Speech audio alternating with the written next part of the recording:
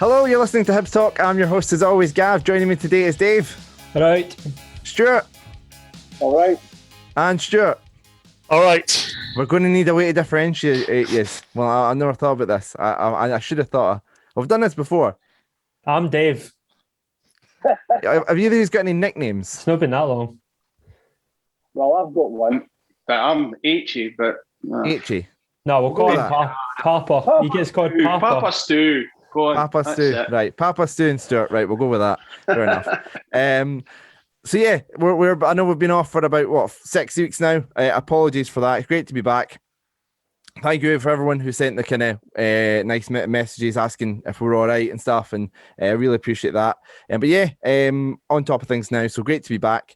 And just to say, one of those people that did message us was Big J. He took the time to get in touch. He also messaged again today saying great to see us back, and also asking for a get well message to Big Hibby, Craig Hamilton, who is in hospital now. So a big. He's a regular listener, a big hibby. So a big well wishes from all of us and from Big J. So hope you'll get feeling better soon, Craig. Take care, Craig. Take care, mate. So how are you guys getting on, Dave? Back to work soon. You must be excited. Are you now sort of regretting furlough coming to an end? Yeah, well, that's what I was just saying to Stuart just the other now. It's like I've been bored, but now that I know that I'm returning to work, everything that I'm doing so all of a sudden so much more enjoyable, and I'm like, oh no, I'm not going to get to do this. So that's been like 4.5 months of doing little or nothing. So it will be good just to get back and have a bit of routine. Not go to bed at like 3 a.m. and get up at like 10:30, and then you're getting called lazy, and I'm like, well, it's not really. It's still 7 hours sleep. It's just a different time. Yeah, I mean. People that do night shift aren't lazy. They just are on different sleep patterns. Thanks, mate. Yeah, you want to tell that to like a lot of people in my life. I don't know if Call of Duty counts as night shift though, Gav. I've got to be honest. But I'm at war. And war's stressful. You should hear me sometimes, by the way. I rage at Call of Duty. But we should put in. I might splice in one of the audio clips of Dave raging. Actually, I'll do that. I'll do that for one of the breakups. So the podcast listeners will get to hear that. I'll edit that, and that's more work I've made for myself. Go me, Stuart. How are you getting on? Yeah, doing really well, mate. Thanks very much. Sorry, Papa Stu. Sorry. No, there we go. Confusion already. No, it's all right. Doing really well, mate. Thanks. Delighted to be back. My wife's far more delighted that we're back because I've been nagging her ear off talking about Hibs and she really doesn't care. So it's good to be able to put it out to other folk. A different outlet. Good to be back. Yeah. Papa Stu, how are you getting on? I'm fine. I've never stopped, to be honest, Gav. I know I'm fat, same. But I've, insurance. I'm an insurance broker, so I've got to be in there and deal with insurance every day because, I can't. If one of my commercial clients is due for renewal, I've got to have it, out to them as soon as possible. So, I've never stopped. It's just the same. I can imagine you've been quite busy in the last year with everything that's going on. You'd be one of the folks who's been busier. With the business interruption cases and everything, I've had to go in for my 2 days a week. Oh, poor you. Says the boy who hasn't worked in 4.5 months. When they're talking about that, Gav, about insurance, and you can maybe, I don't know, I know that this is what you're in charge of this, but taking it into conversation what's had today at the AGM, Hibs with regards having that business interruption cover, and you've seen the chat on the Hibs, on our chat that we have with the boys. I'm very, very, very surprised that a team like Hibs have got that cover for business interruption because it costs a fortune. And I think it was what I got told, it was only Wimbledon at tennis that had the cover for something like 50 million, for the loss of revenue. And for Hibs to have it, I'm really surprised. And good on them, whoever's thought about it and signed up for it. So someone in the back room staff have done really well. So I've got to applaud them if it's total, well, it has to be true if I've said it on the AGM. So it's good. Finance guy saying it could be. He's quite hopeful of getting a full 2 million from the insurance, which would be massive, especially for other clubs that don't have it as well. But we'll chat a bit more on that and about the AGM in a bit. But yeah, since nobody's going to ask me, Gav, how are you getting on? I'm good, Gav. Nobody ever asks you. Yeah, I'm doing really well. A lot better than I was a few weeks ago. Yeah, really good. Off this week. Busy wrestling week. Big wrestling fan, or any sort of casual wrestling fans will know it's WrestleMania at the weekend. So I'm changing my sleep pattern, talking about sleep patterns for staying up for NXT tonight and tomorrow night. And we've got WrestleMania Saturday, Sunday. So looking forward to the wrestling, staying up for that. Enjoying a week off as well. Nice, quite chilled out, different pace from working all the time. So you enjoy watching folk in a ring acting? Honestly, I love it. It's brilliant. I honestly, and I know I'm a guy that does a Hibs podcast. Other than Hibs, I would rather watch a wrestling match than any football game. I love wrestling. It's the best. Why do guys without trousers all fight over a belt? That's what I didn't get. Oh, sorry, old one's the best. No, I've seen a lot of pictures. Is that your dad joke? That's my dad joke for the day. There you go. Would be Papa Stu and Papa Stu on the same podcast. That's what we want. Tragic. Need to get the young guns back on. That's true. Fuck off! Stupid! Setting up guns! Shitey animation then! Fucking fuck! But yeah, as I was sort of saying, we're going to be chatting about the AGM. That'll be the last thing we're talking about today. And we're also going to have a chat about the Queen of the South game and the Scottish Cup in general, how we're kind of feeling about that. And then obviously chatting about the Rangers game and the post-split with the fixtures being announced as well, having a look at those sort of 5 games. But let's get started with the Queen of the South game then. I mean, I've got some notes here about it. Dobie with the first chance of the game, shot at the back post, came to nothing. Dave, I mean, I don't want to start on a negative note, but I'm gonna. Bit concerned about the space Dobie got at the back post. Yeah, we've seen it a few times this season. Just almost like relapses in concentration, ball watching, all getting sucked in, and then. But yeah, thankfully he missed it. But he's like their most dangerous player, along with that shield, so you didn't want to believe in him space like that. Yeah. And Hibs had a chance to probably should have put away themselves, but we're not going to concentrate on the finish from Martin Boyle. It was Gogic who was kind of coming forward, played it sideways to Jackson Irvine, who didn't even take a pass, Stuart, and plays in Boyle. What a ball. And just it's great to have that sort of danger in midfield, and that's why we're so desperate to see him sign a new deal. Yeah, fantastic vision from him, kind of filling in the Scott Allen type role as well. Once I think Hibs got used to the pitch there, the weight, the bounce, the kind of movement of the supposed grass, in which I think the first 20 minutes, everyone was having a nightmare. There was moments where Paul McGinn had a handball. Now, the ball came across and did the most awkward bounce up, and rightly penalised, I suppose, for it. But there was a few times that we got caught in the first bit of it, which definitely gave Queens a home advantage. But yeah, that pass over from Jackson Irvine into Boyle, bit of a shame. I think the commentary on the TV gave a little bit too much credit to the keeper there. For me, Boyle should have been finishing it anywhere else other than right at him, and it's in. Yeah, probably should have done better, Boyle. And yeah, like we're sort of saying, this is exactly what Jackson Irvine brings to the table, exactly why we want to see him sign a new deal. But I mean, Boyle would play his part in the first goal. We've criticised his corner taking a while. It's definitely something he's proved on. But the ball was whipped in and it kind of bobbles a bit everywhere. Claims from both teams for a handball. And Papa Stu falls to Doidge, who kind of taps in from 4 yards. That striker awareness to be in the right place. And a bit of luck as well. It was like Sunday League football goal. There must have been about 16 players in that 6-yard area. It was like, what's going on here? But I've got to say, Doidge, it wasn't straightforward. I'm just tapping it in. He actually had to, guide it into that corner, which he did well. It's a wee bit of luck that we're after. The ball, any other time that would have bubbled and went out the back, somebody would have cleared it. So no, it was good to see that got a wee bit of luck just before half time. So that was a good thing about it. It put us on front foot and going in at half time, because I think it would have been the first 20 minutes they were in control, to be honest.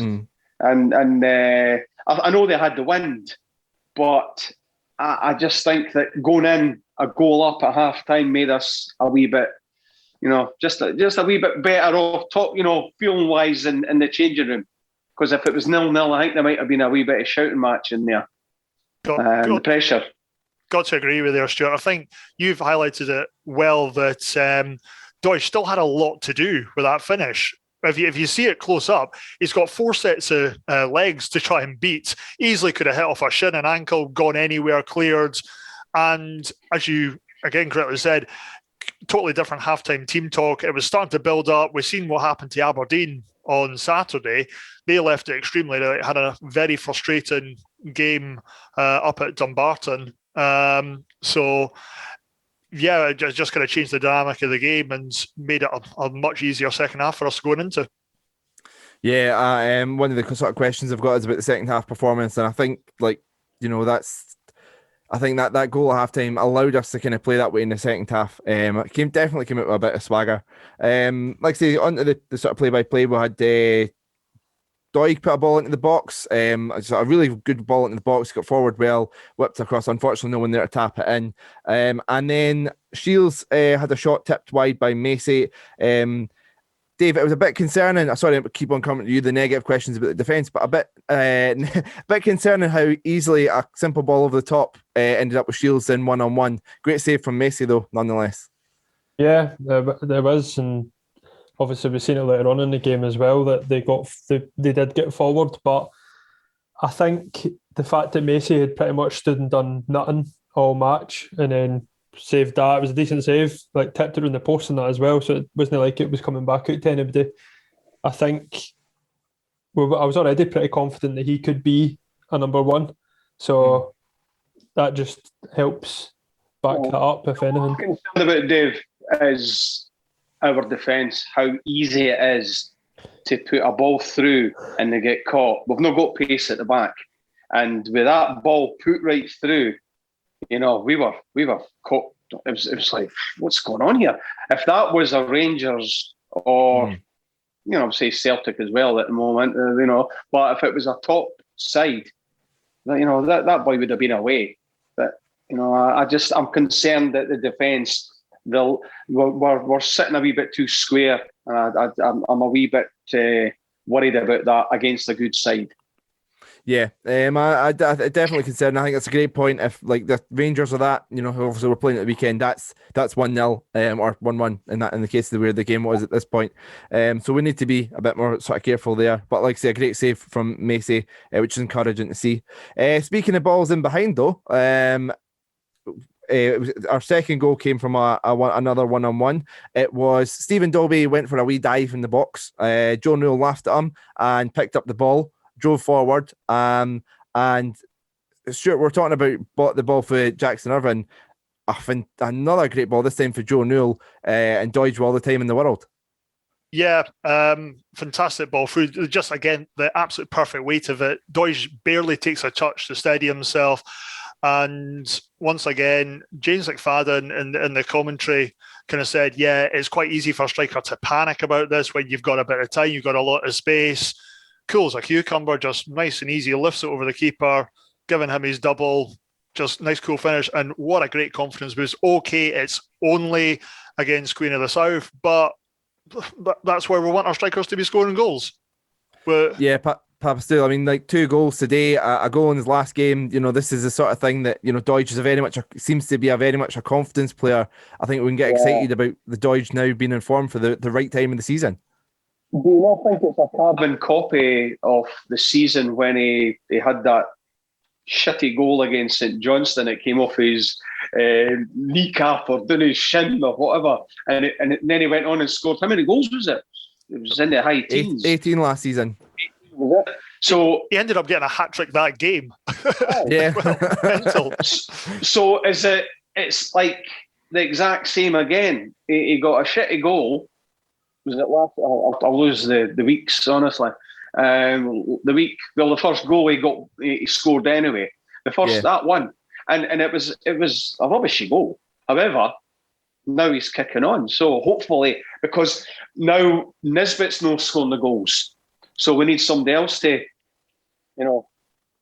So it's actually good that Doidge is coming good and helping out the forwards now. And Dave, I mean, this is why we were so happy to see Joe Newell sign his new contract. I mean, my dad texted me after the game saying, you know, that's the Joe we wanted to see us sign a new contract. He just sort of completely, obviously we're talking about this instant here, but in terms of his overall play, he sort of bossed the midfield that second half, didn't he? He did boss it, and he was dead calm and composed. He plays that kind of the same pace as Dylan McGeoch for me. Like just nothing looks panicked, and the amount of space he can create for himself. And we've seen quite a lot of shots getting snapped at, but we're obviously told to shoot on sight second half, because the way the wind was.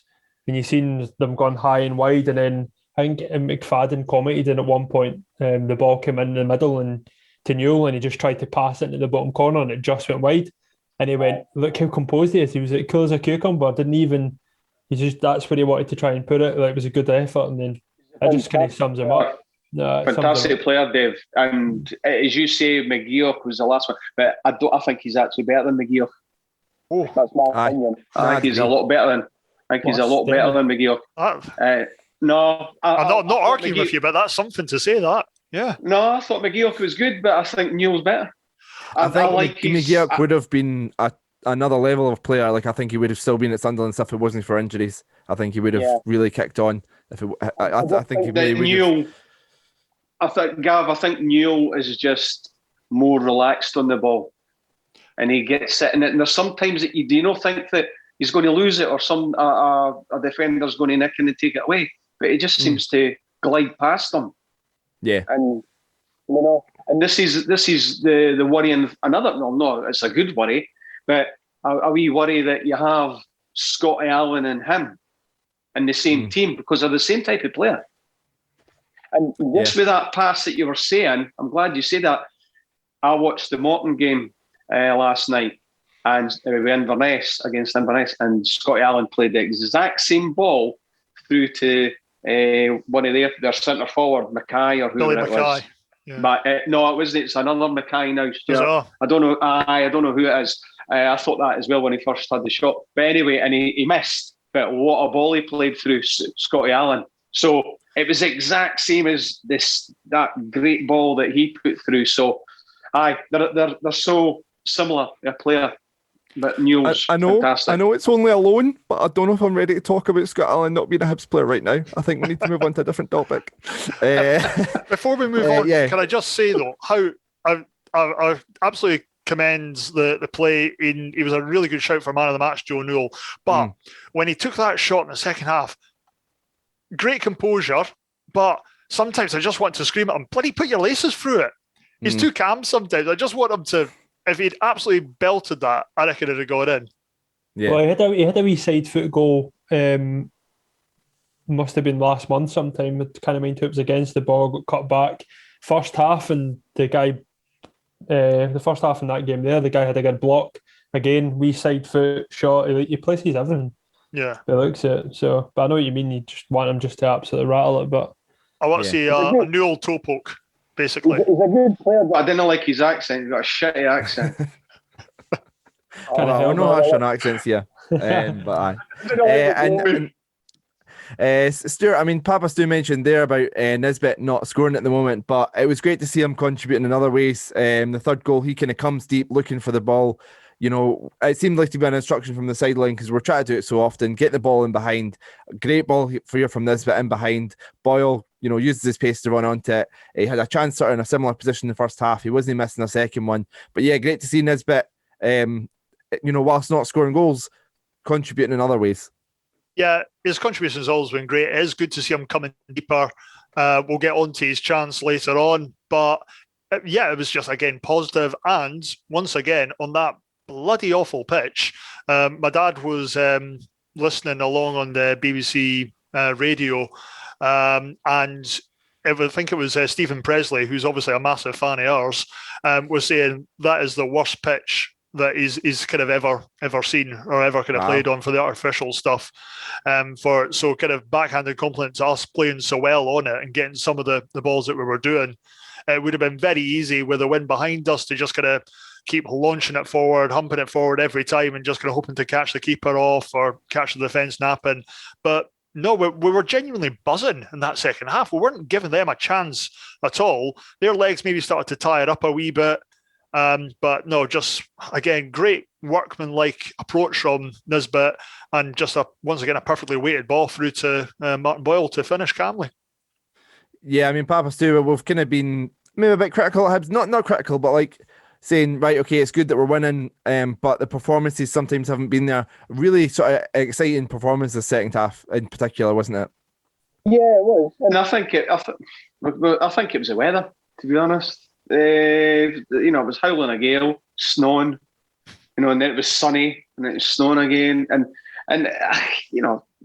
playing on that park, and it's a shitty changing room. It's difficult to go away and play in these wee. No, that's why the Scottish Cup games and the FA Cup down south is always good to watch, because there's always the underdogs have got a wee chance, because you're going to the wee crappy grounds, and the big teams, so-called big teams like we are, we're not like your Chelsea's and Man United's and whatever. But when we go, we're supposed to win.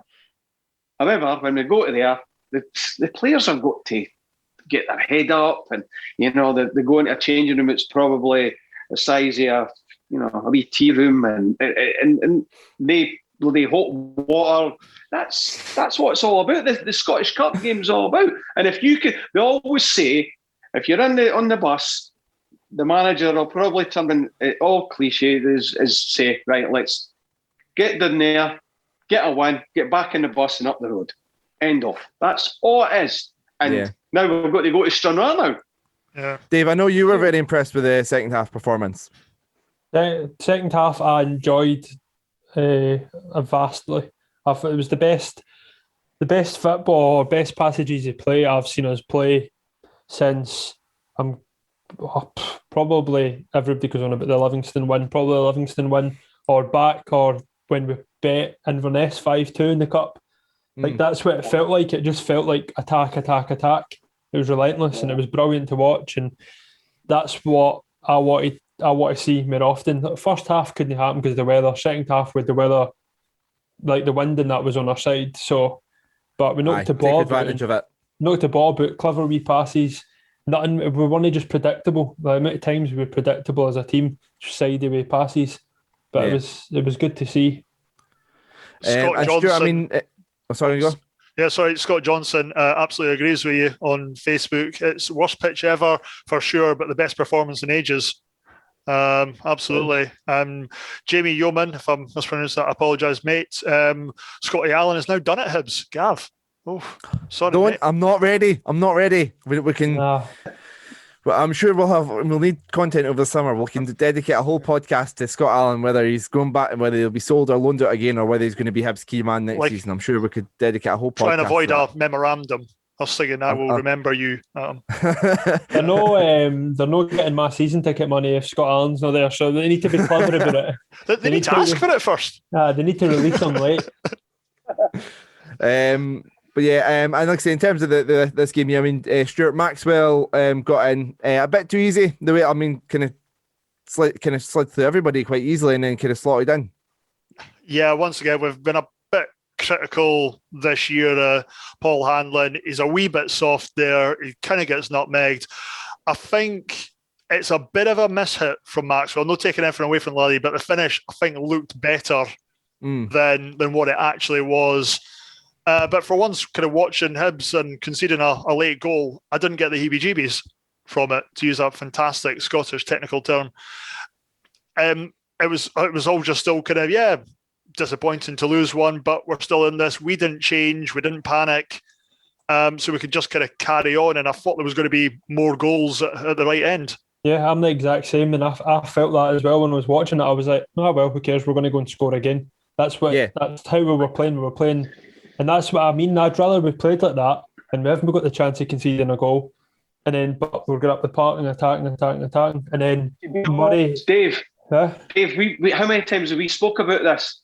No. That's not been like that for months. And we've been panicking. We've been 1-up. And we're actually trying to save this 1-0 lead. and we've been panicking, and but we knew that. Well, again, it's just kind of south, but it's a team that score a goal, as you say. I think I actually expected us to go right at the park and go 4-1. There you go. Yeah, it had that feeling about it. Aye. That feeling about it. That's right. And then Murray 21 on Twitch is saying we're talking about like obviously our defending against Queen of the South if that was Rangers. He's just saying that we wouldn't have a high line against a top side though. So like do you play that risk when you're playing against teams like that because you can afford to commit forward a bit more? And definitely a fair point. Fair point. Yeah. No, I think it seems Jack Ross and his team are very much sort of set up depending on the opponent and kind of analyse the opponent beforehand. They seem to be very thorough with that. So yeah, that's a good point. I can imagine with like Morelos and Kent and things like that, they wouldn't leave that much space in behind. So yeah. So I mean, so Stuart, you mentioned that they are Stranraer in the next round. Are you and then like say Motherwell or Morton potentially in the quarters? Are you first off with Stranraer? Are you quite confident of that? I think It was me, Papa Stu. Right. Yeah. Sorry. Yeah. Okay. You've got to say if we didn't get by Stranraer, you may as well get up, shut the door. And I hope that doesn't do anything to us. But no, yes, it'll definitely be Motherwell. Because I was watching the Morton game last night. Nobody knows my son-in-law plays for them, but I hope he's not listening. But I don't see them getting by Motherwell because they were rank rotten yesterday, and they'll have to get a lot better to get by Motherwell. So if hopefully we go by Stranraer just like we did against Queen of South, we'll be playing against Motherwell. And they're coming into a wee bit of a game now. They're scoring goals, so just hopefully we could we beat them. Then we're into a semi, aren't we? Absolutely. I think Stranraer have got a ridiculous fixture build-up before facing us as well. They have got a real kind of compact load of games for it. So tired legs, maybe not as up for the cup as they could be. Might help. You know what annoys me is we've missed a Queen of the South game. We're going to miss Stranraer game to go away and for a day out and watch them. I'm missing it because the cup's great. Away day and as the Stranraer, I've never noticed is the Stranraer game on a Saturday. It's been put on for TV with a 12:15 on the Saturday. 12:15 kick-off. But imagine jumping on the train and going away to Stranraer and that sounds amazing. I know, but we're not going to get to see it. Well, we'll see it on the TV, but it's not the same. That's one thing. The Old Firm's that day as well, but at 4:00 on the TV. That's correct, yeah. It'd been much better if it was the other way about. Yeah. But Dave, Dave, I mean, Stranraer in the last 16 would fancy our chances. Motherwell and Morton again would fancy our chances. There's us already in the semis. Celtic and Rangers are going out. Hearts are already out. We're going to win the Scottish Cup, aren't we? No. Nope. It's not going to happen. There's no point getting your hopes up, mate. Because why not? The worst thing. Because it's the worst thing you can do. Right? The world's a mess just now, and I'm going to get excited about winning the Scottish Cup. Let me get excited. Nah, and I'm telling you something. The amount of times Ron Gordon mentioned that we'd already finished third this season, we're not finishing third either. I was like, listen to him saying it. I was like, mate, you need to shut up. Like this could all go very Ross McCrory on us here. Just. But we've got a great opportunity to go quite far, and then hopefully, if we do get to the semis, we do better than we have in the previous two semi-finals. Put that experience to the side, and we feel quite confident now as a team. A big end to the season, which is exciting. That's what you want. You didn't want to be coming to the end of the season and just like, can't be arsed like them across the other side of the town. Hurts. They just want their season finished. We've got an exciting 5 weeks. Wee question, guys. Sorry, Gav, a wee question. You know how we're talking about, and it's quite exciting to think about. We've got a good run for the cup. Let's say we do get that, that far, and we do end up third. Does that make it easier for the signing of extensions for the players. Would they want to stay on or do they want to move on and miss potentially Europe? You know, but then I like saying it, the word in case it falls foul. But you know, is that going to make it easier for some of the players that were going to go? You know? Yeah, I mean, I think Jackson Irvine, you say to him, you know, Europe until Christmas, competing for like Scottish Cup, like that. Here's evidence we're competing for trophies. Even like, say, I know the semi-finals were a disaster. We got, like pointed out in AGM, we did get to 3 consecutive semi-finals. It's just kind of about that going that one step further or 2 steps further. I guess you want to win it as well. So that's there's a great pitch to be made to somebody like him and any potential new people coming in. But yeah, Dave mentioned that they are really exciting running. Obviously, hopefully, a really exciting run in the Scottish Cup, and also in terms of the league pushing for 3rd. So let's have a chat about that running. The post-split games have been announced. I'll quickly run through them. We have Rangers away, Livingston at home, St Johnstone at home, Aberdeen away, Celtic at home to finish the season. Stuart, your first thoughts on the run of 5 games and where they've kind of landed? I'm actually quite excited for Rangers this weekend. For me, it's a bit of a free hit at them. I'm quite happy to be able to kind of take that first go at Rangers. Yeah, they're going for their undefeated domestic league season. Will they take their eye a little off the ball? Possibly, possibly not. But looking forward to facing them. I'm hoping that we've got everything all wrapped up before we face Aberdeen. That'll make me feel a lot better. Having Livy at home, I think it's a big advantage. Although one of our best performances of the season has been Livingston away, their pitch is still something else. They definitely have an advantage on that one. And let's put the St Johnstone hoodoos that we've had recently right behind us and get into them. Yeah. I mean, Dave, I mean, just let's get a bit Ron Gordon. When are we going to wrap up 3rd? Because it's already done. You know, according to Ron Gordon, it's already done. So when are we going to wrap it up? Honestly, the heart palpitations I was getting. I think we only need to win 1 game because we're 7 points. 1 game? One. Wow. 1. I think we Aberdeen's doing though. Well, we're 7 points in front of them, but we get a decent goal difference as well. So I think if we get 1 game, that'll be 10 points. They're not going to. Aberdeen need to win every game pretty much. They're not going to do it. No. Wow. I honestly think 1 game. I think, and that's what Stuart's saying. He's hitting the nail on the head. The game on Sunday against Rangers at Ibrox is a free hit. Go out and be like, wrap it up. Go and wrap it up. You beat Rangers at Ibrox, that's it. Done. We'll be heroes to all of Scotland. Yeah. So currently we're on 56 points. So what you're saying, Dave, is you don't think Aberdeen will get 10 points between now and the end of the season? I don't know. No, the way they're playing. So you don't think they'll reach 59? Yeah, no, with the way they're playing. So they've got 5 matches left as well. What's that? 5 times 3, 15 points. Quick maths. So they've got 15 left. I don't think Aberdeen will get 10 points out of the possible 15. Can I see it? Can you see that? Aberdeen's record against the Old Firm's absolutely shocking. Yeah.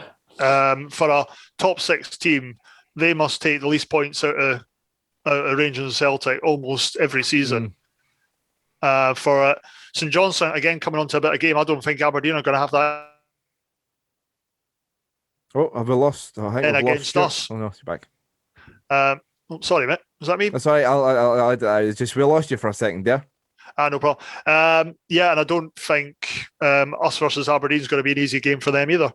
We kind of got that monkey off our back in the last game in the 2-0. Yeah. I mean, it's Stuart. I mean, it's Aberdeen away, second last game of the season. Are you quite hopeful that it's kind of mathematically wrapped up before then? I mean, always a tricky place to go at Portage, even if their form's been. Are you kind of hopeful that we'll be far enough away from them by then? Put it this way: if it's tied up, we'll go up there and we'll take 2 and 3 off them because there'll be no pressure.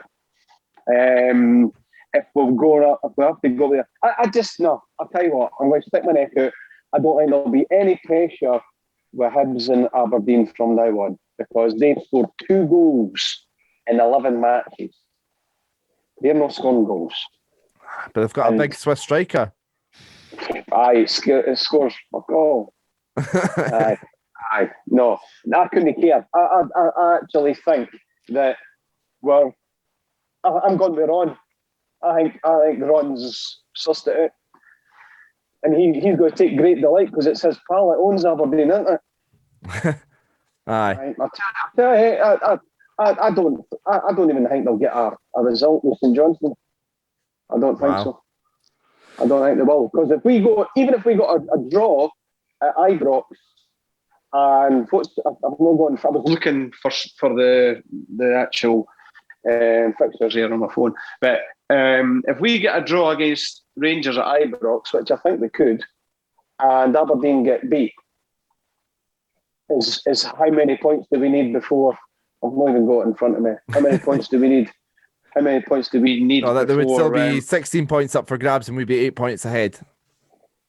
So, right. aye. I mean, actually, their record against the Old Firm has been terrible, so that's quite encouraging. I'll let Papa Stu do some quick maths. I can see him scribbling away there. So, yeah, we'll come back to that in a sec. But Dave, I mean, we spoke about the games there. The first one is Rangers at Ibrox. I mean, 5 wins out of 5 in the league. But before the international break, they obviously beat Cove Rangers 4-0 in the cup as well. But is there a chance they're going to start to take their foot off the gas with the league? Is this an opportunity to be a good time to play them, or do you think they're just going to be relentless between now and the end of the season? I think they'll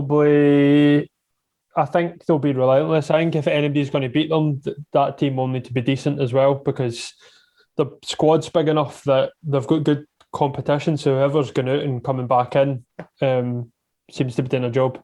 So, but in saying that, I'm going to make a prediction now. Right? Okay. I'm going to say that Hibs will beat Rangers 1-0 on Sunday. Wow. I'm going to say it. I'm not saying go to the bookies and put that on because you will lose, but I think that it might happen. All right. 1-0 Hibs. 1-0 Hibs. Go around the predictions and now, since we're jumping ahead to that. Stuart, you're that's all right. Stuart, your score prediction and your thoughts ahead of the game. Yeah, I'm loving Dave's optimism. I'm glad I was sat down for that.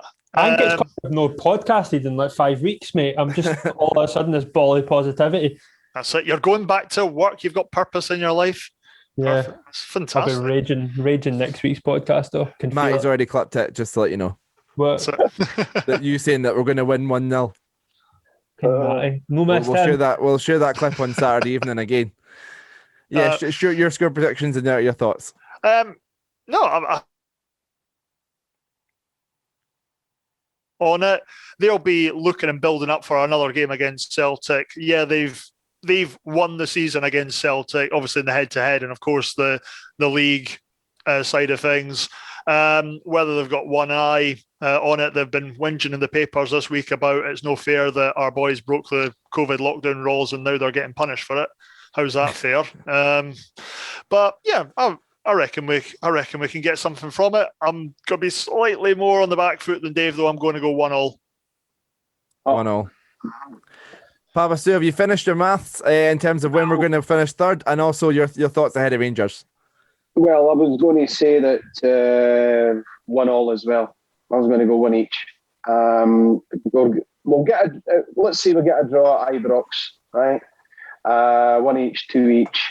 Because I can see Rangers scoring, and we'll have to score.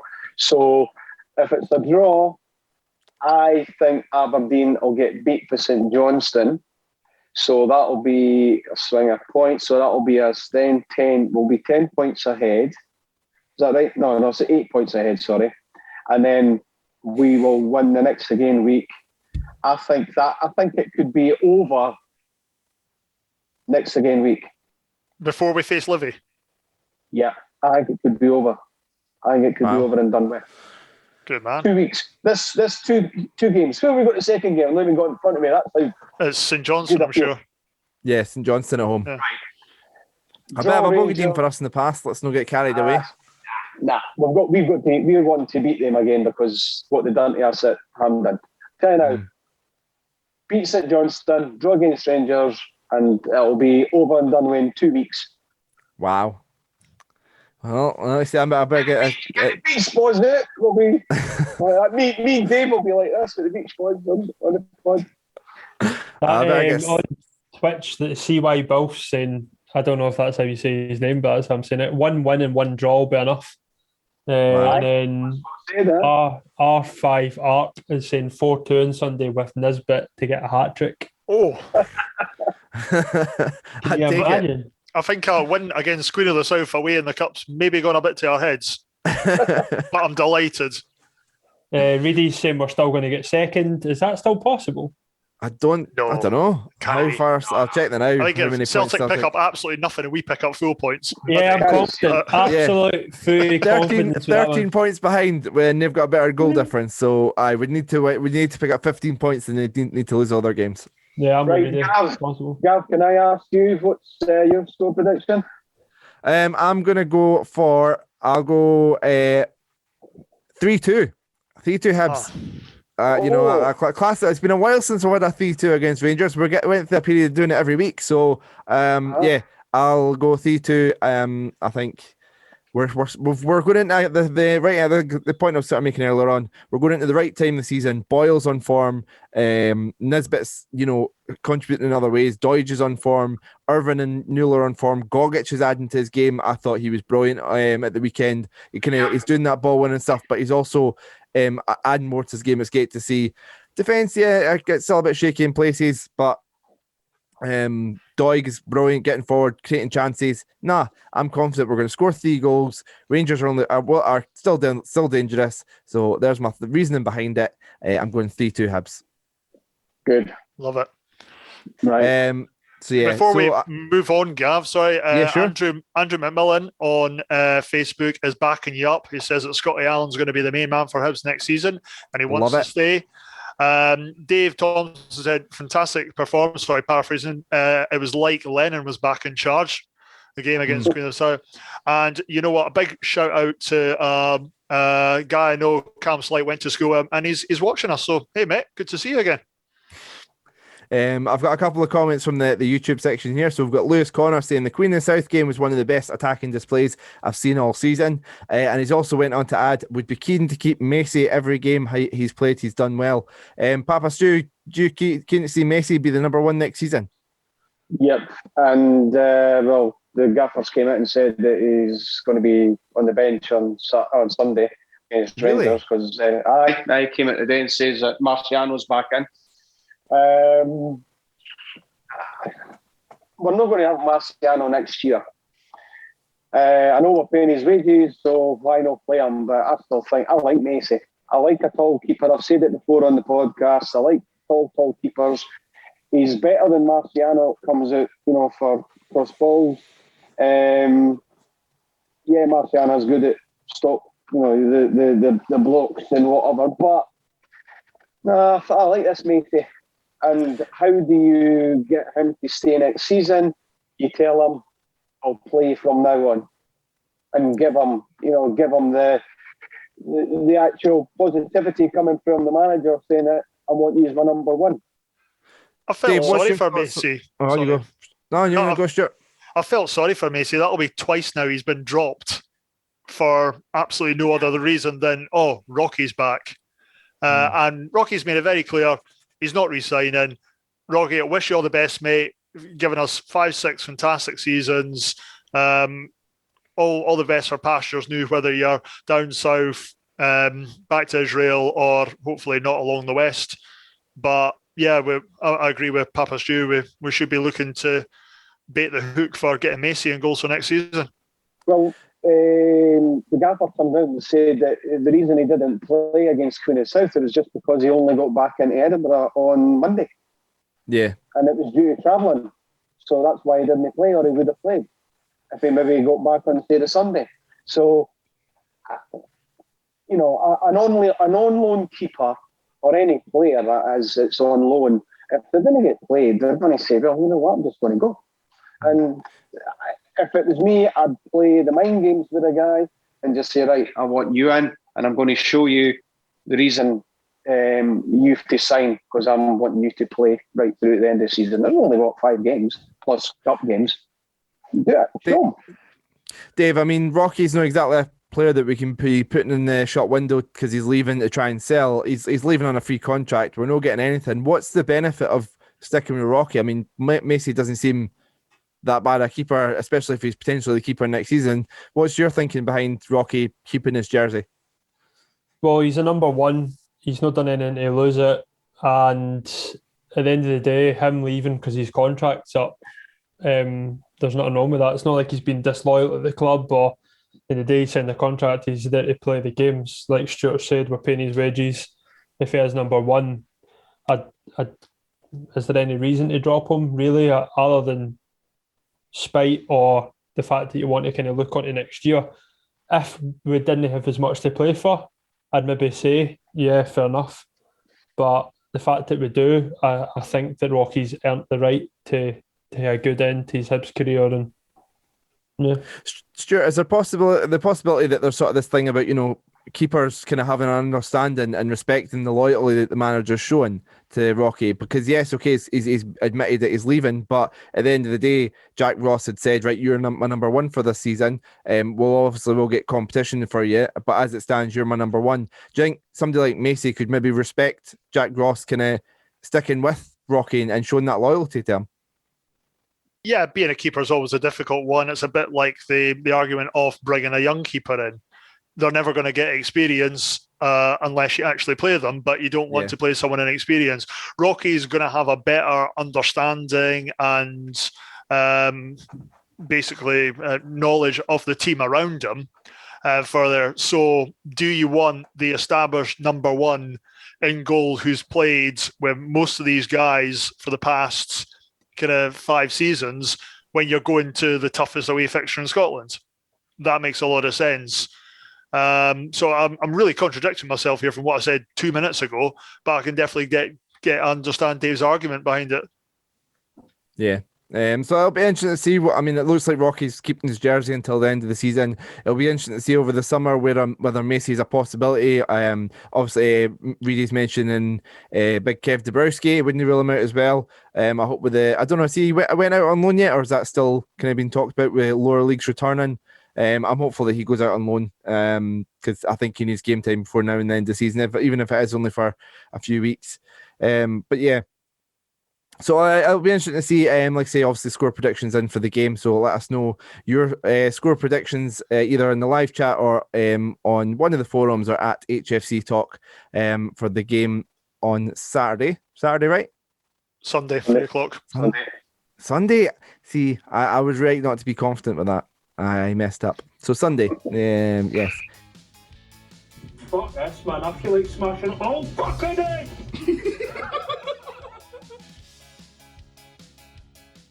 But anyway, let's have a chat then about the AGM. Obviously, sort of a few talking points coming out of this. Let's have a look. I'll get the thing changed over. Lovely photo of Ron Gordon here. Dave, you were obviously like we've done a sort of WhatsApp call to each other to kind of react to it. And we were on the Zoom call for the AGM. What was kind of your thoughts from what came out of it? I was quite impressed. I like Ron Gordon in the way he talks. I can't help but get carried away with everything that he's saying, and I feel like I'd definitely jump on the hype train, which isn't a bad thing. But yeah, I think quite a lot of it is from last year, but it's quite good that it's no like it's all been like completely snowballed. It's just been a case of, yeah, we're a wee bit behind, there's a wee bit delayed, but it's still going to go ahead. So thought it was quite good. Yeah, I mean, Papa Stu, Tom English, for those who don't know, I was on Sports Sound, so you can check out their podcast or one of the best podcasts out there that isn't HFC Talk, Hibs Talk. So the Sports Sound, I was on earlier on talking to them about the AGM. Thanks to the guys for having me on. And Tom English was saying that Ron Gordon is a really good speaker and he would like to hear more from him. I mean, I know he has been a wee bit active, but maybe the pandemic's kind of prevented that. Is it a wee bit? Obviously, he's over in America, still over in America. One of the reasons the AGM was at 3 o'clock today. But your thoughts on the way Ron talks, and would you like to hear more from him? Yeah, I think we will. you've just covered the points through COVID and whatever, because I think he's the type of guy, if he's in the country, he'll be on the pitch on Saturday afternoon, half time or whatever. He'll be what position does he play like? he'll be on the pitch 3 o'clock just before kick-off, or he'll be there at half time and he'll have the mic in his hand. I think he's that type of guy, because Americans like that wee bit of razzmatazz, and I think he'll be on there and just giving a wee thanks to, maybe at the start of the season, and saying what Dave's saying is giving the fans a thanks and all that. And he is a very good speaker. And, he's been in business. He's made millions of pounds. Of course he is. He's good at talking. But, no, I'd like to hear him coming out.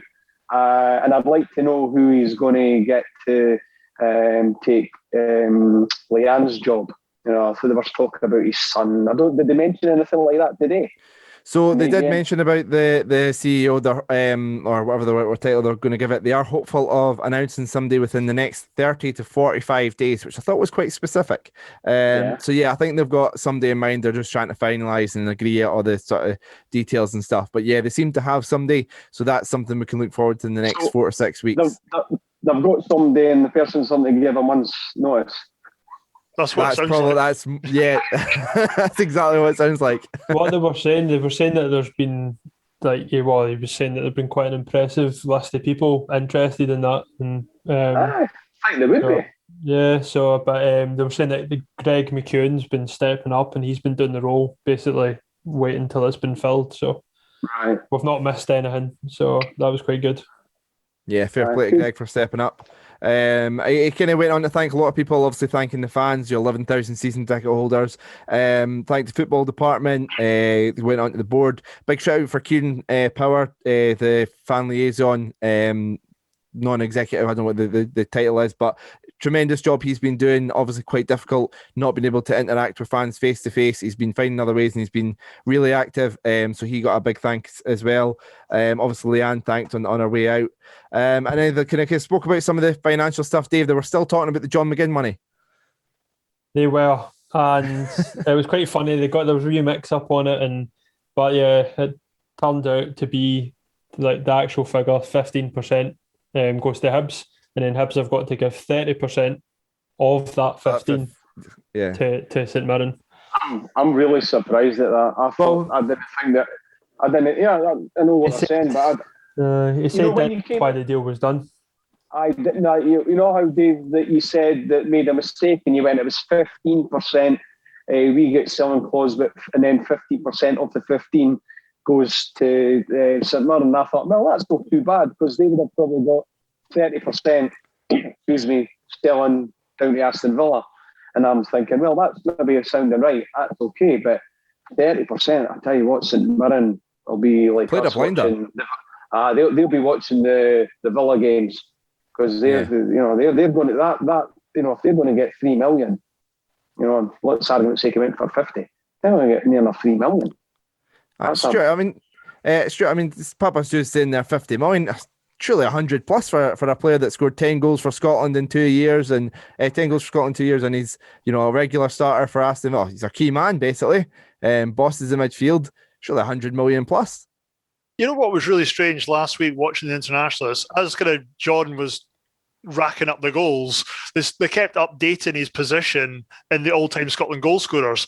He's now way above some kind of very well-kent names, and has quite a good Scotland career still ahead of him as well. As Papa Stu said, St Mirren have played an absolute blinder here. Fair play to them. We're not going to do the dirty on them, everything like that. Otherwise, that kind of closes the door for future deals, gives us a bad reputation. Let's just stick with it. I was having a conversation with somebody down here around McGinn going or not going, Jack Grealish obviously getting some interest as well. And I put it to them that they couldn't afford to lose Jack Grealish and John McGinn. The Aston Villa fans would go absolutely nuts with that. So will John McGinn be sacrificed, so to speak, to keep the local boy, to keep the guy who's a villain through and through? But yeah, I don't see why they can't get 60 million for McGinn. He's well in contract, internationalist, key part of their team. He offers a lot that some of the bigger teams in the Premiership kind of don't have right now. Yeah. Did Grealish not sign a new deal at Villa? I thought Grealish signed an extension. McGinn did at the beginning of this year. He signed a new 5-year deal. Maybe it was McGinn, was it? Right, it was McGinn then. Because they're covering themselves then. No, I was wondering if it was Grealish, because if it was Grealish, does that mean that they'll be able to sell him again? I'm a very, very casual Manchester United supporter, and I think if I wanted one player for them to sign, it'd be John McGinn. That's not doing my Hibs biased. That's what Man United would need and benefit from. He's that good. So 100 million. That's I'm sure he'll go for that. But yeah, I worked it out. I think doing the math, I think obviously easier with 100 million as well. If he was to go for, say, hypothetically that, Hibs would then get the 15 million, but then 4.5 of that 15 million would go to St Mirren, so we'd end up with 11.5 million. That's they're kind of working out for the percentages and stuff. But yeah, getting back to the AGM, they obviously spoke about the finances, the government loan of 2 million, interest free, 20 years. Be stupid not to take it. As much as it was nice originally to say that we're debt free, we've now got that wee loan to keep up to kind of. Interest free though, I mean, stupid not to take it. They spoke about it being the greenest club in Scotland, that sort of initiative. One of the things I kind of think that stood out with that is they're going to any sort of aid shareholders and stuff will receive the accounts digitally next year as they're making a step. There will be things to make requests for it being paper wise, but other than that, it's going to be digital, greenest club in Scotland and all that sort of stuff. And then obviously they spoke about the season on the pitch. They spoke about the new CEO, which we've kind of spoke about, running through my notes here. And then they spoke about the enhanced match day experience. This is a bit I want to talk about. Spoke about, making a big deal at the first game back, which I'm completely for. And then they said they're rebranding and upgrading the kiosks. All good so far. The best pies in Scotland.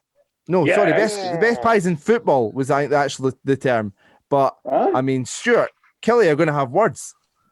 Killie, Dunfermline, there's quite a few clubs that are going to be knocking down our door. It'll be the return of the casuals, but they'll all be dressed as butchers. I've got... Yeah, I think we've said for long enough that the food experience of the game does have to improve at Easter Road. The concourse area is grey, depressing. Things like they've done great with putting up kind of the larger pictures of the old programmes, the famous Head of Hibs quotes and things like that. But what else can be done for these things? And this is where Ron Gordon, being the American owner, really excites me. We're not just going to be looking at other clubs in Scotland or saying, oh, what's a championship club or what's a premiership club in England going to be doing? He is going to be taking the American sports day experience and hopefully bringing it to Easter Road. It's not a come along for 90 minutes, give us your programme money, now piss off again, we'll see you in 2 weeks. I'm wanting an actual match day experience. I'm one of these bad people that is in the four-in-hand Riordan, sorry Derek if you're listening, I'm in Riordan's about 5 minutes before kickoff, still finishing my pint, because what's there to do Easter Roads? You kind of go around, obviously great to reacquaint yourself with your pals and try and find your seat again and everything like that, but you're just kind of there for kickoff for the game, move on. Now, if they've got something going on there, I'd much rather be kind of spending time around there, soaking up the match day experience and getting involved. And that's a big thing that I think Ron's going to bring. I mean, Papa Stu, it's one thing, it's great to get people spending more money at the stadium, but with a better match day experience, it's just going to encourage people to keep on coming back. Obviously, there's a draw for a lot of people of Hibs, but some people, maybe that's not enough and kind of need a wee bit more to kind of commit to season tickets or walking up every week. That sort of improved match day is only just going to benefit us financially twofold.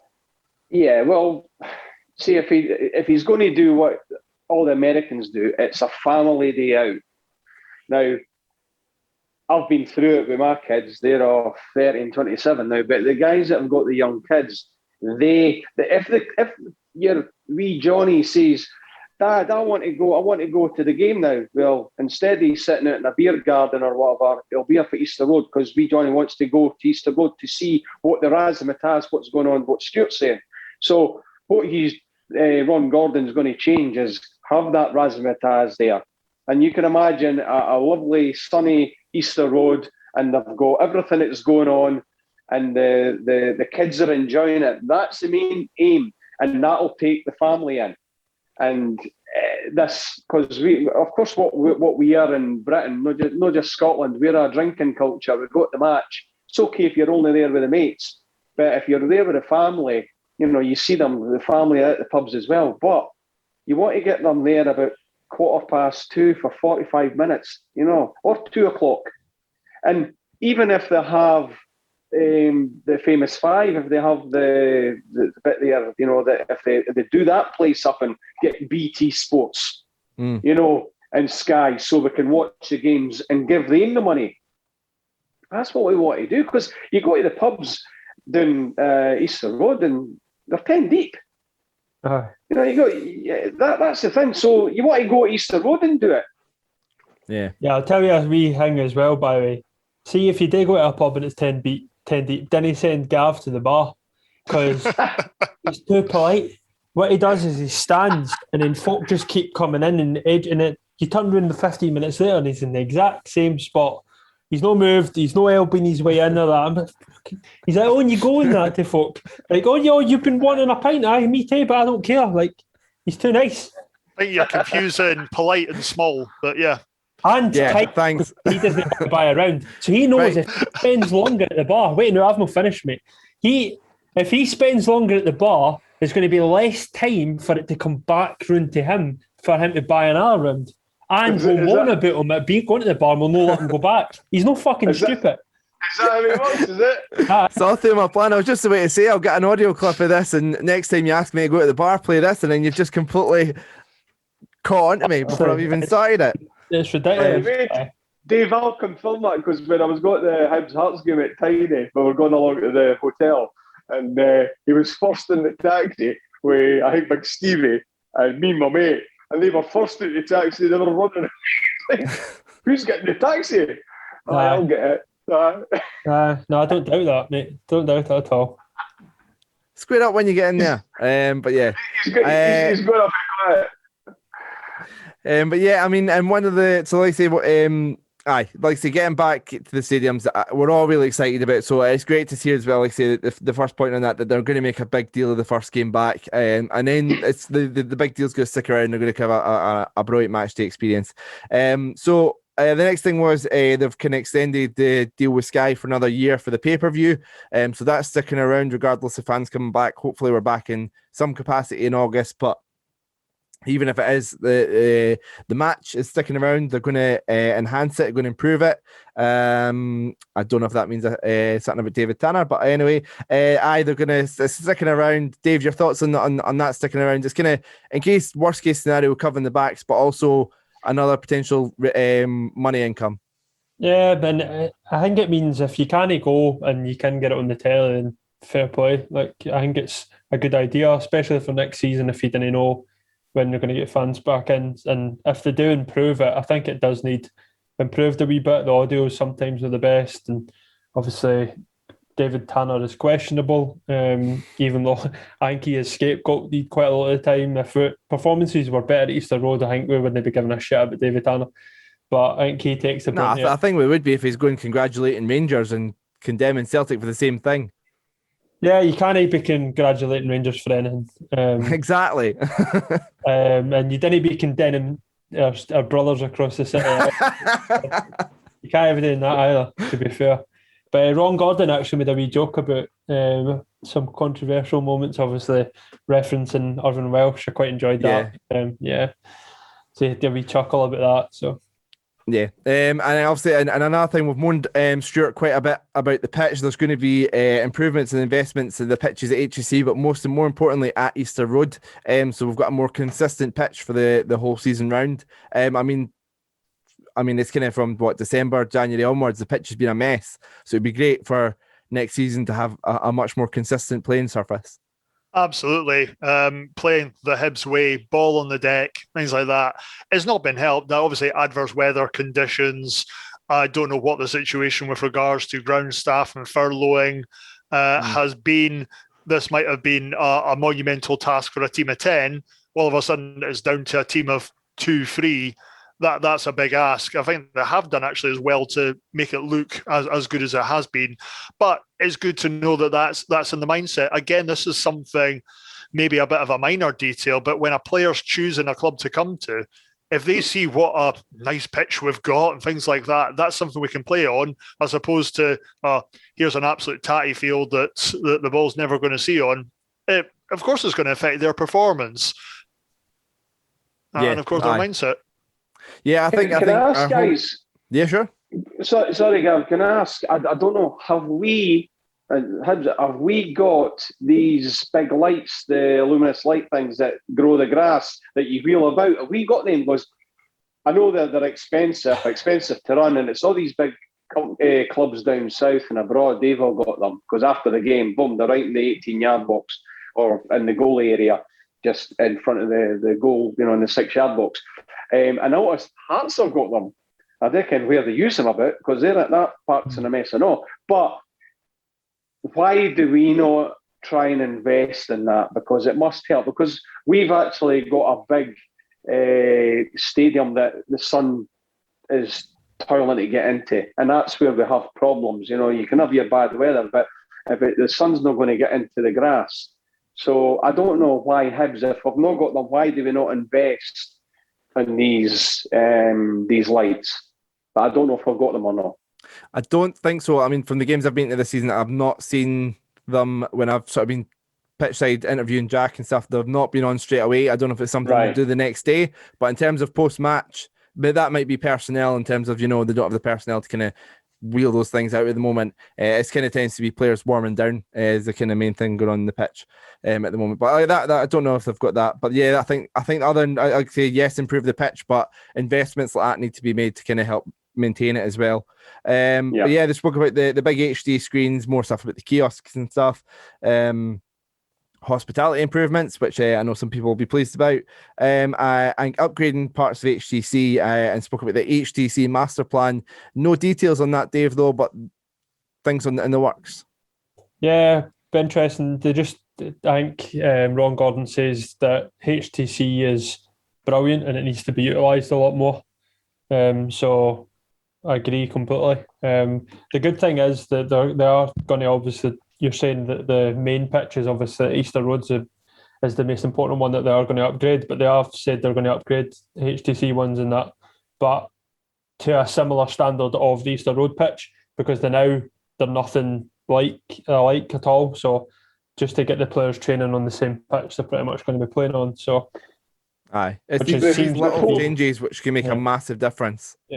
Yeah, before COVID, did they not turn around and say that they were going to spend £1 million? I can't remember where they got that again. They had £1 million they were going to put towards an indoor arena because they've got a barn there that's not being used at the moment, so they're going to expand to that and build this arena. Yeah, so and that would be like, say if it's artificial pitch and stuff, that £1 million, that's great for being able to rent it out and things like that. Dave said that he would go along and play fives every week, and it's a long way to travel. But I said, like, what they should do is genuinely, I'm not even just saying this, like, hey, wee pitches that fans can rent out and like go and book, and they'd be booked out all the time. Like, yeah, I mean, like the Orium, the Hearts thing was that I've played that loads of times, played loads of games of 5s and 7s there.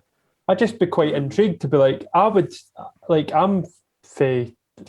west, that'll annoy Liam. I'm for Armadale. So I'm like, I'd probably come through, like drive through every now and then for a wee game of 5s. But people run about the area and that. I know it is quite out the road. But well, you've got everybody from Musselburgh, Trinent, even Leith just firing down there. So you know the money going to Hibs as well. So it's like you're renting out a pitch, right. You're getting to train.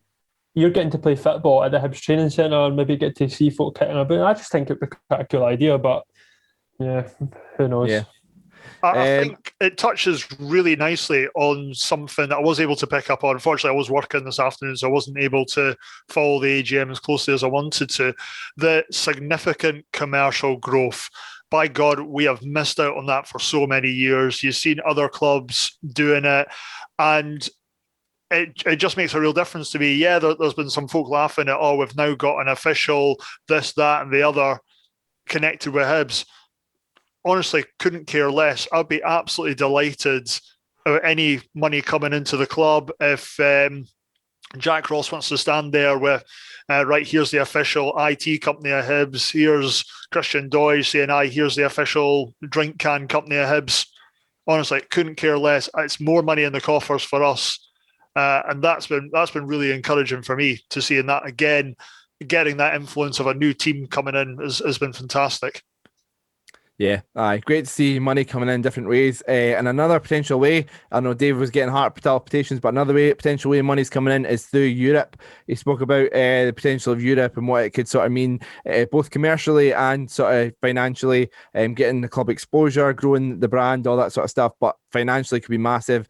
The finance guy kind of spoke about how much we made in our 3 games from Europe. I think the net profit worked out about £400,000.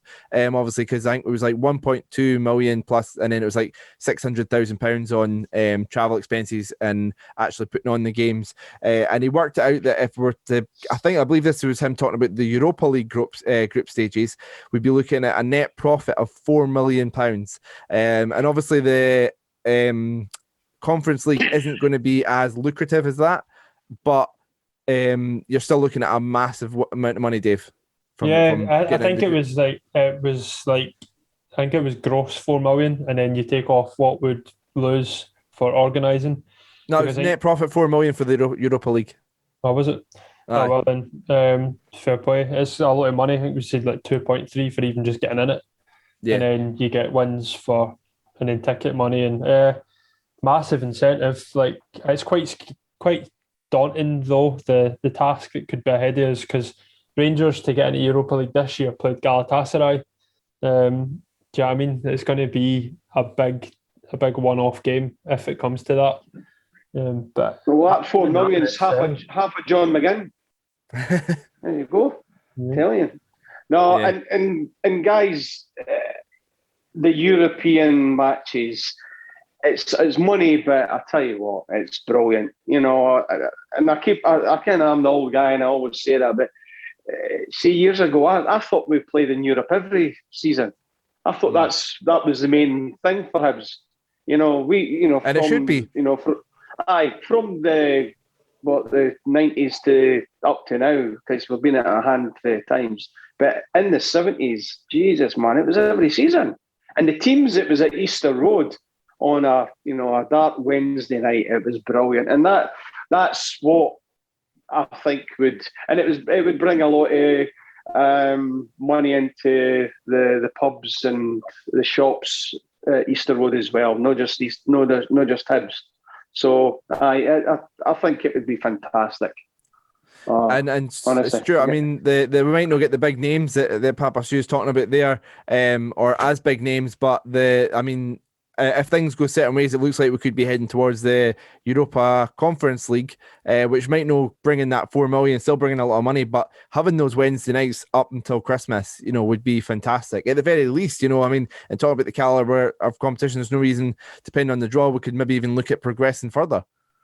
Why not? Yeah, we really don't know what kind of structure we're going to face with this new European league system, who's going to be there. So we're all dipping our toes into water for the first time.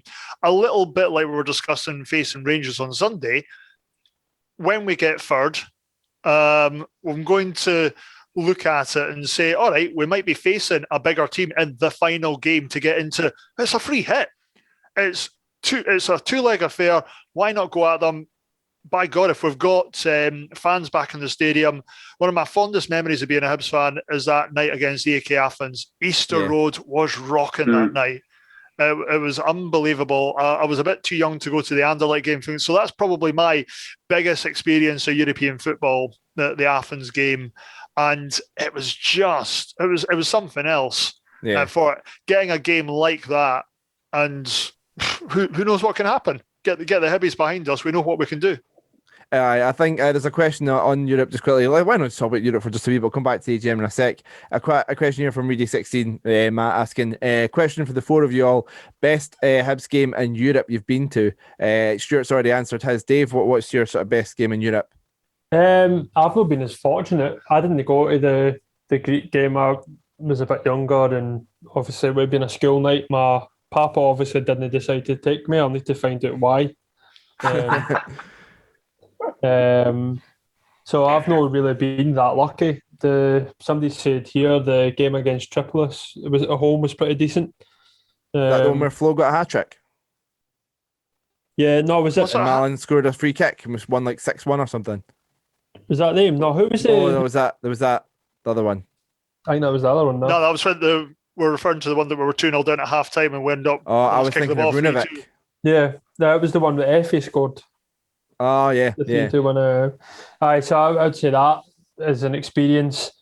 But I've had kind of bad luck. I was at Malmo 7-0. Yeah. That was a pitch and rain game. Yeah, I feel like I need a good experience, and I'm always too skint to go away. So, Papa Stu, your favourite European game? I know you mentioned a few there, but have you got a favourite?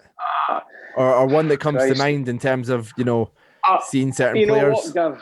You know what, Gav? I've seen that many games, and as I say, when I was young. No, I know, but when I was young, I thought that was the normal every end of the season, And I've seen, Sporting Lisbon were a massive side then. Juventus, Liverpool, Leeds. When Liverpool and Leeds in the 70s were the top teams in England. That was the teams that were winning the league championship. Well, Liverpool was. But I think the one that stands out, there's two. We got beat on penalties from Leeds 5-4, and Pat Stanton hit the post, and that's what we got put out against Leeds. But the one that stands out was Liverpool. We beat them 1-0, and Liverpool was a top side.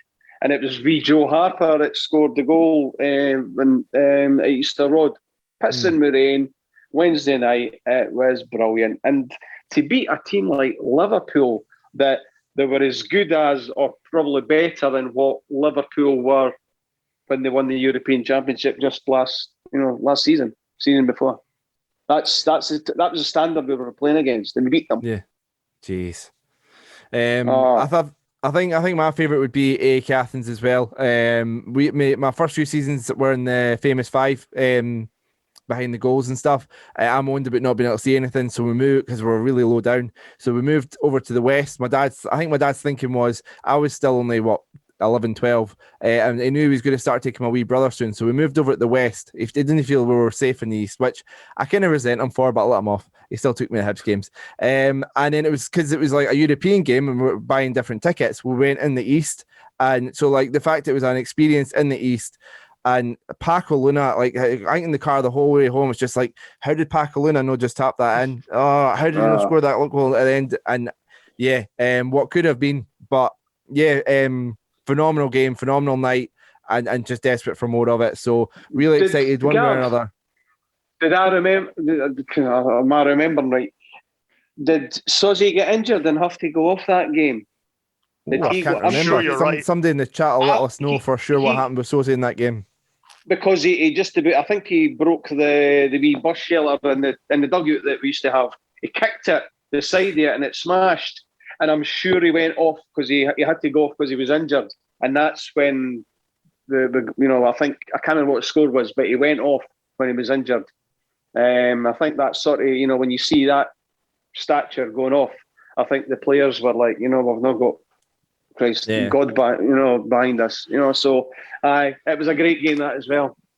If I can make a slight confession to the Athens game, I actually skived my granny's birthday party to go to the Hibs game, and my dad was absolutely raging because I was allowed to go and he wasn't. Brilliant. It was just so like I say we went off completely off topic reminiscing about, but yeah, obviously Europe would be brilliant financially. Got a question there from Fazio Cry every day saying about how much money is the conference. Don't know exactly I think all that's still being decided, but yeah, financially, and obviously we're talking about the AGM, but just the memories as well that comes from being in Europe. It's great to be back, and just the thought of potentially games until Christmas is just sensational. So one way or another, really exciting. So he went on to chat about the women's team next. So he got asked. Like I think this was where the Q&As came in. Actually, Dave, I'll tell you what. We'll jump back a second. Just about to jump into the Q&A bits. Is there any bits that I've missed, or you'd like to kind of bring into more detail? No, From your notes? you're doing fantastic, mate. You've pretty much covered everything. Yeah, go me. I'm good at my job. So the women's team got asked a question about that, about potentially moving towards professional. He said it has to be moving in that direction, and they're looking at different structures about how to support the team financially to get them to professional. They've already got a few professional, but to get in terms of getting the whole team. So it's something they're looking at and that they're hopefully doing within the next 12 to 18 months, obviously pandemic dependent. So that's a really encouraging sign. Got asked about the 16-year-old laddies leaving. I think there's two. One went to Wolves, I believe. Another one, I can't remember where the other one went, but goalkeeper Gav. Yeah. So Graham Matthew kind of spoke about this and said the reason for this. So with Brexit, it's actually helping Hibs and helping the Scottish game because they can't sign anybody from the EU under 18. So that's why Scotland has become a much more popular market for English teams to explore for 16-year-olds. So yeah, this could potentially be a really sort of good way to make some money. Although in saying that, they then went on to spoke about Matthew. Then went and spoke about Doidge, about his progression, how he's benefited from actually playing in the team rather than being sold at a younger age, and how that's what they do want to do with it. All the players, if an opportunity does come up that they have to take advantage of, they will. But they're not promoting the idea of selling at 16. They'd rather get the young players into the team and then have an avenue to go to, like, use the Stenhouse Muir link and other things like that to then go, look, we're helping you become a young adult footballer sooner, get into the team sooner, and progress your career from a younger age. So yeah, they're doing the right things in terms of that. So that's really encouraging. I tell you what, that's really exciting. Got asked about clubs working together during the pandemic in terms of like putting the things together for insurance claims, and the Scottish government, the proposals they had to put together, they kind of work together with other teams to kind of make sure that we're all putting the right package together. So that's sharing information with other clubs. That's really good. And then spoke about the January bids. I'm sure we'll speak about this for a bit. They both were for both players. It was kind of the valuation wasn't met, and the current financial, the state of the club kind of determined that it wasn't right to accept the offers. I think Ron said that we're in a good position, not a peachy position, but a good position, and that it wasn't the right time to sell the players. I think he spoke in the press conference earlier on in the day saying that he wouldn't rule out one, if not two, leaving in the summer, more likely one, but yeah, and it spoke about the fact that the decision came from this. I thought this was really interesting. Came from Jack Ross, Graham Matthew, the board, and the players. So there was kind of a joint discussion. They felt it wasn't the right time to sell them. Obviously, stuff came out about maybe Kevin not agreeing as much, or Kevin's agent not agreeing as much with that. But it was good to hear that the players were involved in that conversation, like supporters and stuff as well. But yeah, I mean, sure, not the right time in January, was it, to sell these players? It really wasn't. And right now it's proven to be the right decision. Look at the strong position we're into. Obviously, a bit of draw with the Scottish Cup, but we're solidly in third right now. We're not really looking over our shoulders with it. And Porteous and Nisbet maybe had their time out to reassess where they were, and they've come back in. Both of them have got the right attitude, so it couldn't have been that better or bad decision. Delighted to hear all the parties getting involved in discussing it. That it's not just down to a player or an agent troublemaking or anything like that. But these things are always going to be reviewed. We are a selling club. We are one of 99% of clubs out there that genuinely have to look at being able to raise funds in that kind of way. So John God is right to say, yeah, it is possible that one or two will go in the summer if the right money comes in. And that's just sensible. We're not going to be a bargain bin type club. Yeah, I mean, Stuart, the two players that kind of would receive bids for, they've both got long term left on their deal. We're in a strong position to kind of wait for the right evaluation rather than just accepting it because there's a pandemic. Yeah, it's what Stuart says. Why should we? Why should we just take the first bid? We've got to have. Well, we know what happened or what was said. We don't know if it was true or not. With Birmingham, they were going to pay us over 3 years or so. That's just no on. If somebody's wanting to spend money on us, on a player, and they want them, give us the money up front. Because they were in a bad way, or they still are in a bad way, Birmingham. So who's to say that we've maybe never even seen the money? So I think one of the clauses was them getting promoted to the Premier League, and they could be relegated to League One. So that would not have been a good idea to take that. No, it was. I don't think it was a very good move for Nisbet anyway. I don't think it was a good move for him. If it was a like going to Norwich City or something like that, yes, that he's in a good side, but Birmingham are rank. So, I don't get back to it. I don't think that we should be getting rid of players just because we get a first bid coming in. We actually, it's got to be in our favour. End of. Dave, your kind of thoughts. I mean, great to hear that we're not just accepting the first offers. Yeah, it is, and they're going to, if we do finish third and get in Europe, and he's getting international caps, and that players are just going to added value to them. So it makes sense to keep them and punt them later when the time's more right for us as well. And I have to say, I think credit to Jack Ross. I think all the talk of potentially moving, your life changing, all that sort of stuff, it's going to take a toll on the players. And obviously there was the argument of relying on these players and stuff. Jack Ross made a good decision, I think. In hindsight, it obviously could have went other way, but he was strong enough to kind of drop those players. We won the games without those two players that were on the bench for a long period of time. Darren McGregor came in, was phenomenal. So I think that was good management from Ross to kind of drop them, to say, look, we can cope without yous, but at the same time, you got to think of the mental side of it. Those two laddies would have went through a lot that week and a half with that speculation, and might not have been the right mind to kind of play, but it's great to see them both back in the side now. And then the encouraging things, talking about financial finances as well, and I'll actually skip ahead to something Jack Ross said off the back of this. Funds will be available for Ross to improve the squad this summer, which is really encouraging. And Jack Ross got asked what areas he would like to improve. He said he wanted a left-sided attacking player, so like a left attacker who's left-footed, another forward, because he's kind of said about how the fact we've only really got Nisbet and Doidge at the moment, and more goals from midfield. However, he did sort of say that it's been a settling in season for McGuinness, and how he's had injuries, but that's the type of player he is, so he's quite confident that McGuinness could kick on and be that player next season. So that's something we might already have there. But Stuart, I mean, your thoughts on what he's can analyse that we need? You know what? He's always been very honest and upfront with us in his post-match interviews about what he wants to see.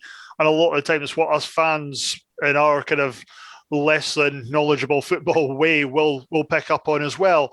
Delighted to hear what he's been saying about McGuinness. I think he's had a few critics just because we've really not seen a lot of them.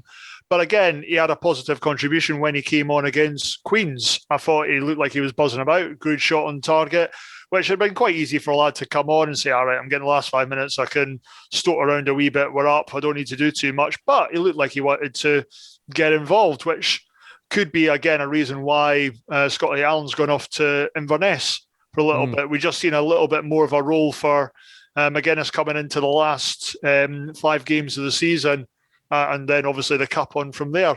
So that's encouraging to see. I've been one of the biggest whingers on this podcast about us being short up front. And looking at that bench on Monday night, I could see it again. If we hadn't gone on the approach that we had in that second half, there didn't seem to be a lot there for me to say, oh yeah, this is where the goals are going to come from.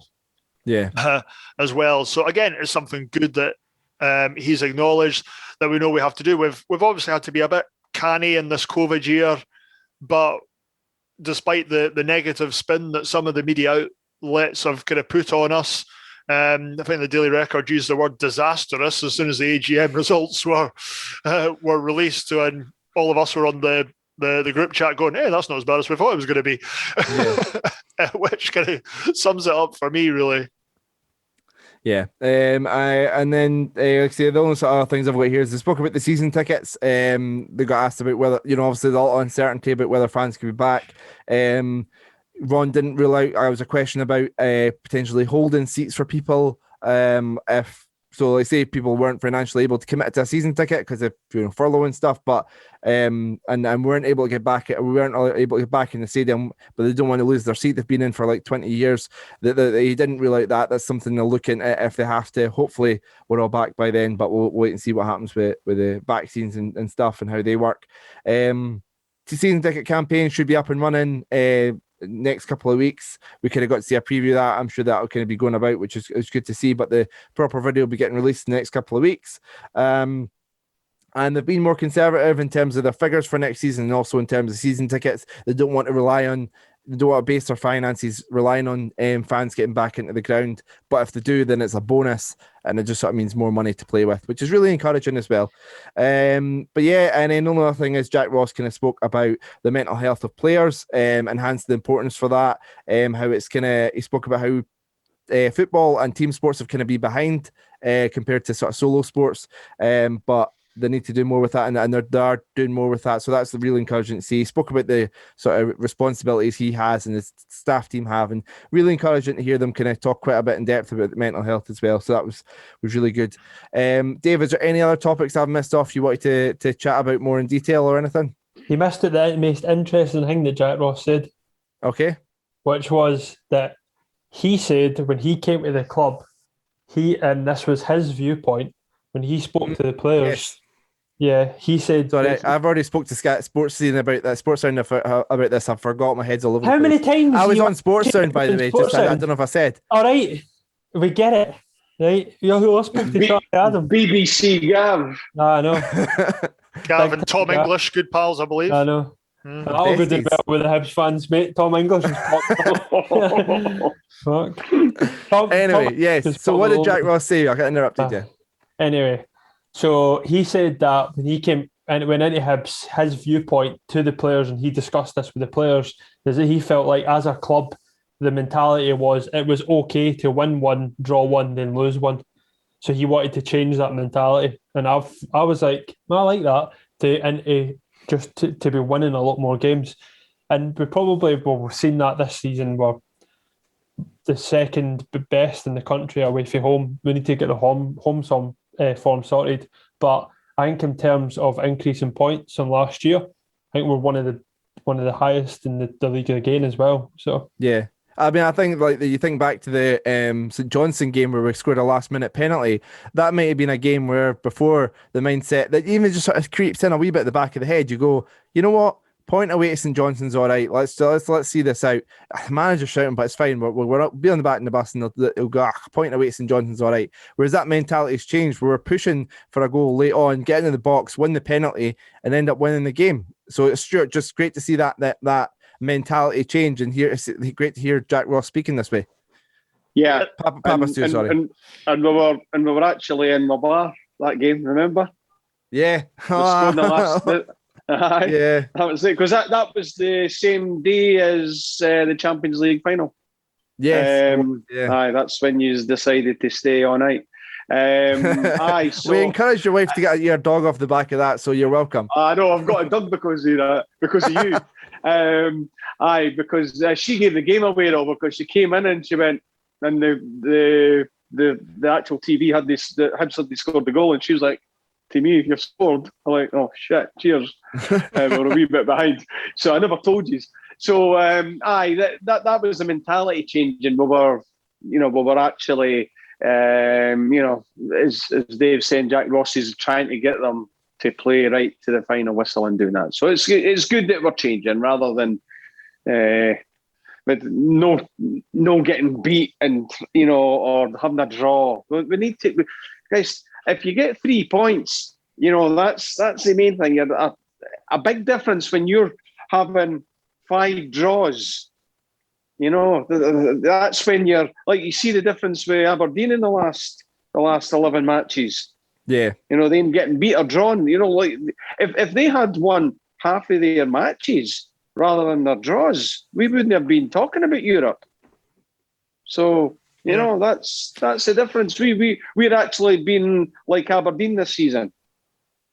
Yeah.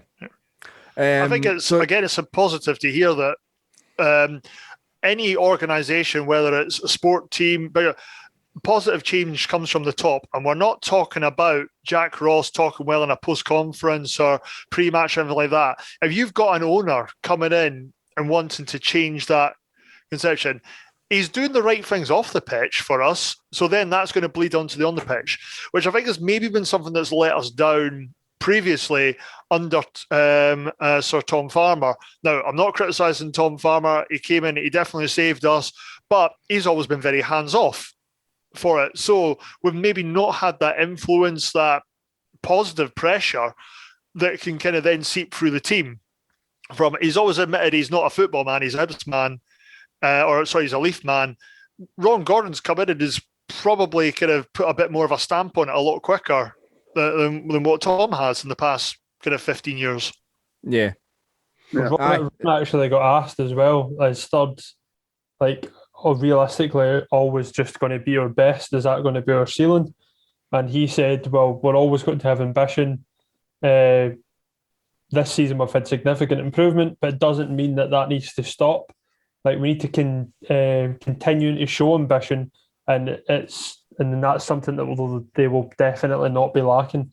So, which is encouraging to hear as well. You didn't want to just be that third force in Scottish football. I know it's going to take a lot, and it does seem a bit far-fetched to bridge that gap between the old firm, but if we are consistently better than the rest, and then we are making grounds, and there's absolutely no reason why we can't be a consistently good Europa League team. Why not? Yeah.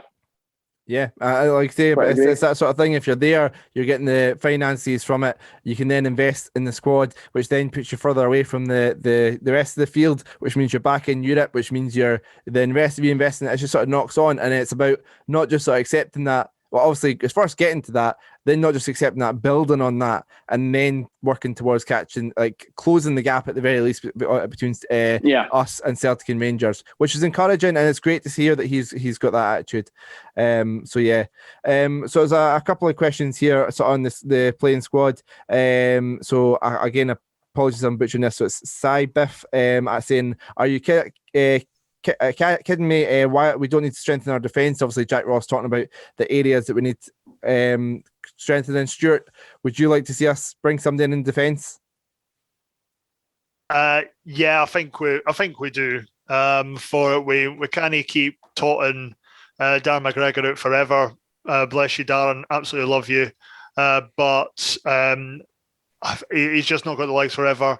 And I'm not convinced that Paul Hanlon's going to be the man for the centre going forward as well. So yeah, I'd be wanting to strengthen.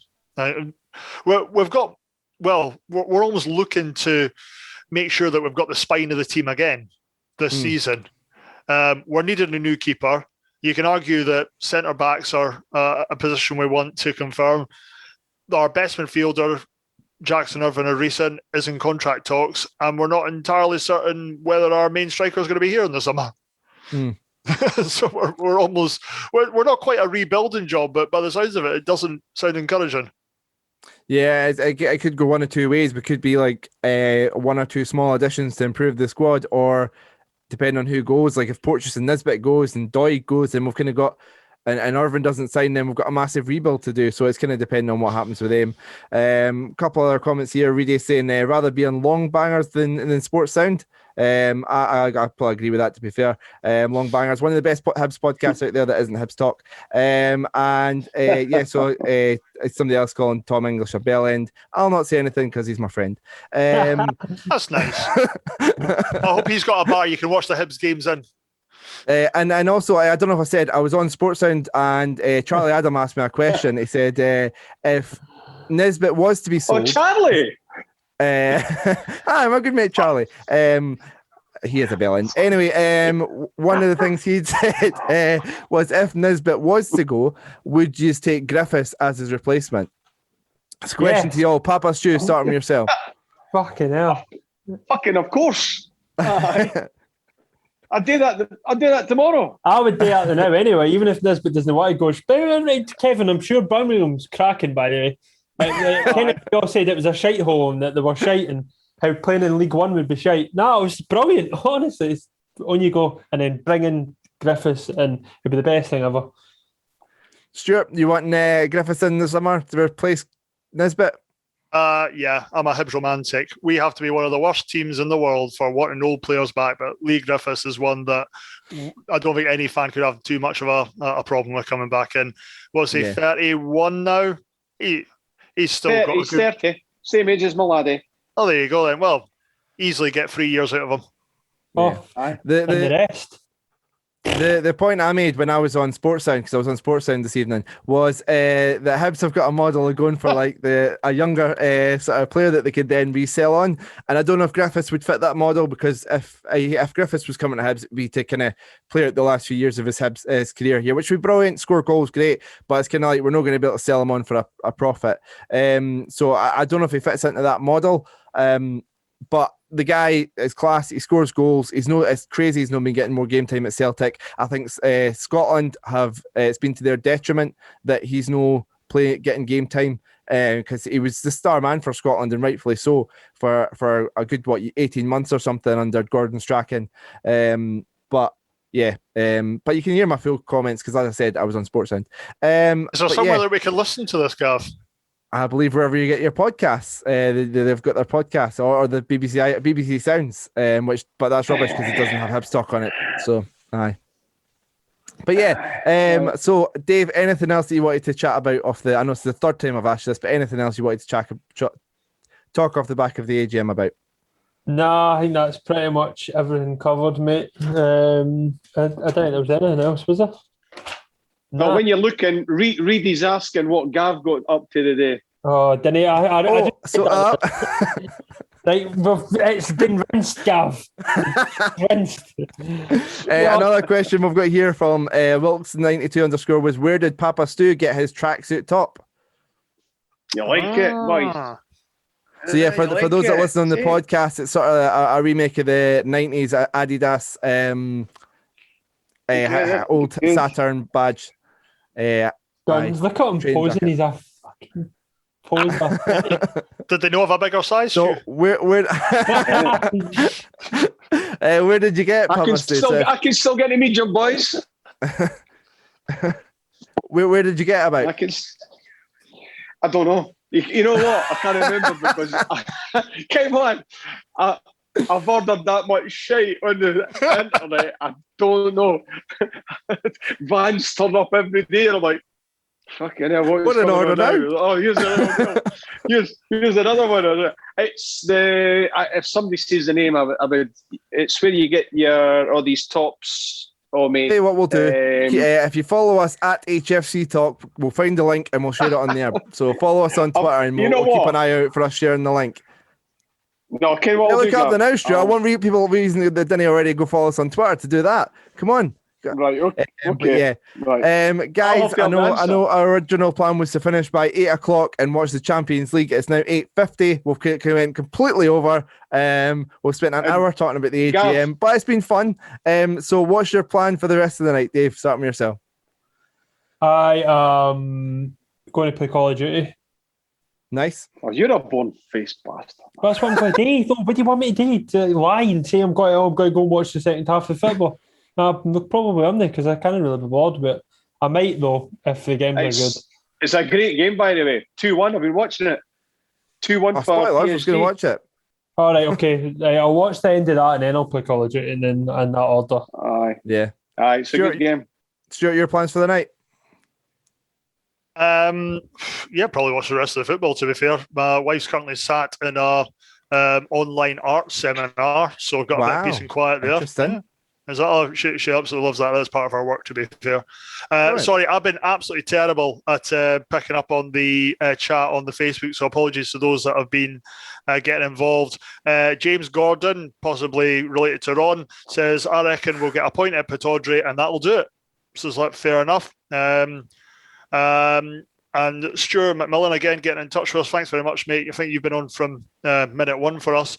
It's been confirmed that fans will be at the Scottish Cup final. as well. Must have missed Wow. it as well. But that's So we're going to win the Scottish Cup and we're going to be there. And we're going to run on the pitch. That's what.